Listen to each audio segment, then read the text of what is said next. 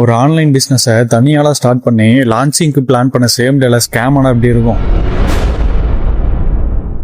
Last April month லோக்கல்ல இருக்கிற beauty parlours, ladies tailor, jewellery shop, fancy ஸ்டோர்ஸ்னு womens அதிகமா ஷாப்பிங் வர ஒரு 25 ஷாப்ல நான் என்னோட சாரி பிராண்டை லான்ச் பண்றதை சொல்லி அவங்க கடையில என்னோட அட்வர்டைஸ்மெண்ட் நோட்டீஸை பிளேஸ் பண்ண பர்மிஷன் வாங்கினேன்.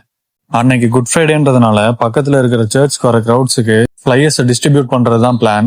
இதுக்கெல்லாம் முன்னாடியே டிசைனை ஃபினிஷ் பண்ணி பிரிண்ட் பண்ண சப்ளையர்ஸ் கிட்ட லோக்கல் அண்ட் ஆன்லைன்ல பேசி பிரைஸை கம்பேர் பண்ணி அதுல ஒரு சப்ளையரை சூஸ் பண்ணி 50% அட்வான்ஸ் பே பண்ணிட்டு டெலிவரிக்கு வெயிட் பண்ணிட்டு இருந்த எனக்கு ஒரு அதிர்ச்சி. அந்த சப்ளையர் ஒரு ஸ்கேமர்.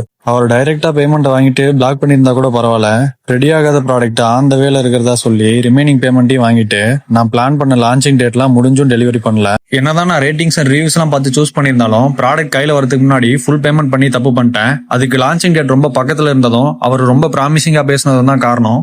ஸ்டார்ட் பண்ணி கொஞ்ச நாள்லயே எதுக்கடா அதெல்லாம் ஸ்டார்ட் பண்ணணும்னு ஃபீல் ஆயிட்டேன். என்னதான் ஆரம்பமே இவ்வளவு அமர்க்கலமா இருந்தாலும் கிவ் அப்லாம் பண்ணல, ஹேண்டில் பண்ணிட்டேன். இது மாதிரி என்னோட பிசினஸ்ல ஃபேஸ் பண்ற ப்ராப்ளம்ஸ் அண்ட் growth வீடியோஸா ஷேர் பண்றேன். இன்ட்ரெஸ்டட்னா மறக்காம ஃபாலோ பண்ணிக்கோங்க. நன்றி.